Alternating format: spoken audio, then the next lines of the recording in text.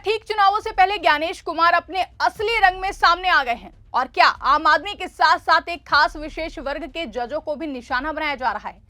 दरअसल दोस्तों, पश्चिम बंगाल चुनाव सर पर है और ज्ञानेश कुमार तो अब निष्पक्ष होने का नाटक भी नहीं कर रहे हैं, क्योंकि इस वक्त मतदाता सूची से नाम हटाने के लिए जो हो रहा है आप कल्पना भी नहीं कर सकते हैं। सोचिए, हाईकोर्ट में जिन जजों की नियुक्ति से पहले उनकी पूरी जांच होती है और कॉलेजियम और राष्ट्रपति द्वारा नियुक्त किए जाते हैं, उनको चुनाव आयोग के आम कर्मचारी रिजेक्ट कर रहे हैं। यही नहीं, एक बूथ से 340 मुस्लिम वोटरों के नाम एक साथ डिलीट कर दिए गए हैं और इनमें उस बूथ का बूथ लेवल ऑफिसर का नाम भी शामिल है, जिसके ऊपर लोगों को मतदाता लिस्ट से जोड़ने की जिम्मेदारी सौंपी गई थी। तो कैसे मोदी शाह के इस एक इशारे पर ज्ञानेश कुमार बीजेपी की बी टीम बनकर काम कर रहे हैं और कैसे ममता बनर्जी को हराने के लिए चुनाव आयोग ने जाल बिछाया है, सब कुछ आपको विस्तार से बताएंगे अपनी इस स्पेशल रिपोर्ट में। नमस्कार, मैं आकांक्षा और आप देख रहे हैं 4 PM न्यूज नेटवर्क। आज सत्ता की आंखों में आंखें डालकर पत्रकारिता करना मुश्किल हो गया है। हमारे 4 PM नेशनल यूट्यूब और फेसबुक चैनल को, जिसे आपका प्यार और विश्वास हमेशा से मिलता रहा है, उसे बंद करके सरकार ने साबित कर दिया है कि वो आपके सवालों से कितना डरती है। मुश्किल दौर है, लेकिन हम ना रुके थे और ना ही रुकेंगे। हम सच के लिए हमेशा लड़ते रहेंगे। ऐसे में 4 PM यूपी को ज्यादा से ज्यादा ज्वाइन करें और स्वतंत्र पत्रकारिता को जिंदा रखने के लिए जितना हो सके उतना हमारा आर्थिक सहयोग करें। आपके सहयोग से ये जंग हम जीत कर रहेंगे। दोस्तों, पश्चिम बंगाल चुनाव में जैसे जैसे वोटिंग की तारीख नजदीक पहुंच रही है, ज्ञानेश कुमार बीजेपी को जिताने के लिए एड़ी चोटी का जोर लगा रहे हैं।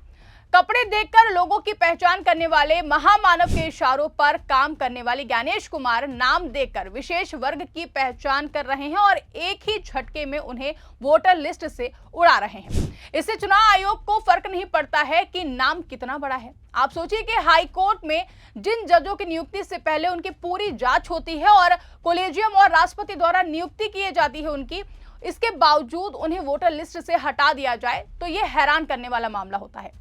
पश्चिम बंगाल में कुछ ऐसा ही हुआ है। कलकत्ता हाईकोर्ट के पूर्व जज शहीदुल्लाह मुंशी का नाम भी वोटर लिस्ट से हटा दिया गया है। सोचिए, जज बनने से पहले भी उनकी जांच हुई होगी, फिर जाकर कहीं वो जज बने होंगे, लेकिन फिर भी उनका नाम वोटर लिस्ट से ऐसे उड़ा दिया गया जैसे वो इस देश का नागरिक ही ना हो।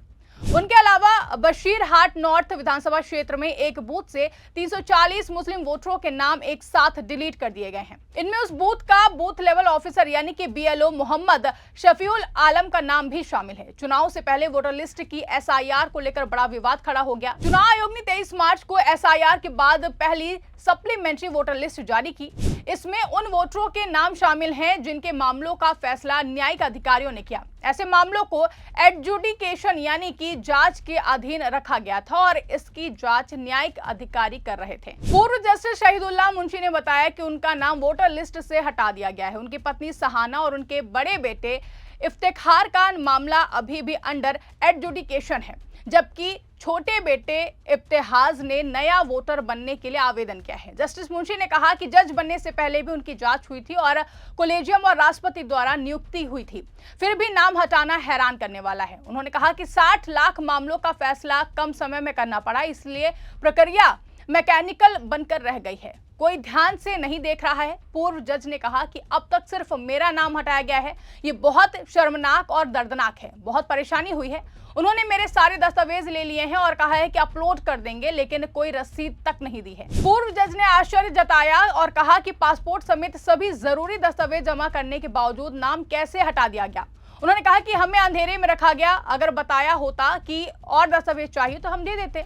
एक दस्तावेज काफी होना चाहिए था। वो बोल बाजार क्षेत्र में वोट डालते थे, लेकिन अब एंटिली शिफ्ट हो गए हैं। उन्होंने अपील करने के लिए आधिकारिक कारण का इंतजार करने की बात कही है। पश्चिम बंगाल में 19 अपीलेट ट्रिब्यूनल बनाए गए हैं, जहां पूर्व जजों की अध्यक्षता में सुनवाई होगी।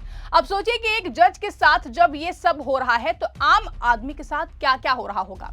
इसका अंदाजा लगाना है तो आप बशीरहाट नॉर्थ विधानसभा क्षेत्र के बड़ो गोबरा गांव का मामला देखिए, जहां बूथ नंबर 5 से 340 मुस्लिम वोटरों के नाम एक साथ हटा दिए गए हैं। ना कोई नोटिस, ना ही कोई सुनवाई हुई है, बस एक क्लिक पर 340 लोगों के नाम गायब कर दिए गए हैं। आपको बता दें कि ये सभी वोटर पहले अंडर एडजुडिकेशन में थे। सप्लीमेंट्री लिस्ट में इनके नाम डिलीट कर दिए गए।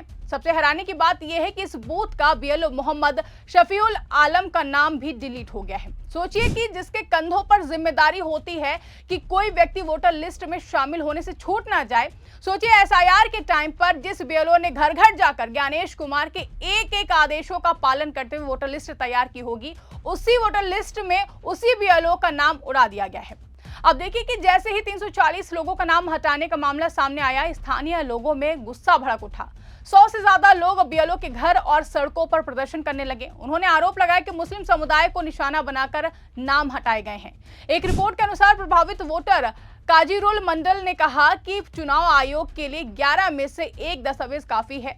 फिर भी कई लोगों ने 3 से 4 दस्तावेज दिए हैं, लेकिन नाम फिर भी हटा दिए गए हैं। बीएलओ आलम ने बताया कि उन्होंने खुद इन वोटरों को फॉर्म भरने में मदद की और दस्तावेज अपलोड किए हैं, फिर भी नाम हटा दिए गए हैं। अब देखिए कि बूथ में कुल 992 वोटर थे। 38 नाम मौत या फिर शिफ्टिंग की वजह से सामान्य रूप से हटाए गए। 358 वोटरों को सुनवाई के लिए बुलाया गया था। इनमें से 18 के मामले ड्राफ्ट लिस्ट में सुलझ गए, लेकिन बाकी 340 को डिलीट कर दिया गया। रिपोर्ट के अनुसार लोगों ने आरोप लगाया कि चुनाव आयोग पर राजनीतिक दबाव है और ये किसी खास पार्टी के फायदे के लिए किया जा रहा है। बीएलओ आलम ने ट्रिब्यूनल में अपील करने की बात कही है। तो अब सवाल और भी ज्यादा बड़ा हो जाता है कि क्या ये सब महज एक तकनीकी गलती है या फिर इसके पीछे कोई सुनियोजित रणनीति काम कर रही है। जब पश्चिम बंगाल में एसआईआर प्रक्रिया के तहत 60 लाख से ज्यादा वोटरों के मामलों की जांच हो रही है और अलग अलग रिपोर्टों में 13 लाख, 8 लाख या 14 लाख तक नाम हटाए जाने की बात सामने आ रही हो, लेकिन चुनाव आयोग अब तक साफ साफ आंकड़े देने से बच रहा हो, तो शक और भी ज्यादा गहरा होना लाजमी हो जाता है।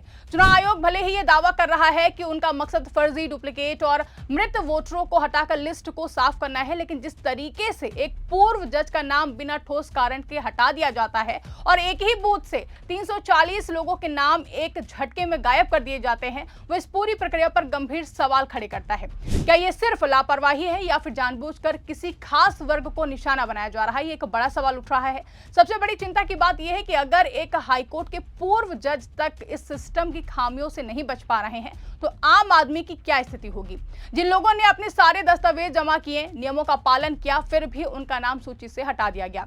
ये किसी भी लोकतंत्र के लिए बेहद ही खतरनाक संकेत है। अब नजरें अपीलेट ट्रिब्यूनल पर टिकी हुई हैं, जहां पूर्व जज मुंशी और बशीर हाट के सैकड़ों प्रभावित वोटर अपनी लड़ाई लड़ेंगे। लेकिन असली सवाल यही है कि क्या उन्हें समय रहते न्याय मिल पाएगा या फिर चुनाव खत्म होने के बाद ये न्याय सिर्फ एक औपचारिकता बनकर ही रह जाएगा? इस पूरे मामले को लेकर आपकी क्या राय है? कमेंट करके हमें जरूर बताइएगा।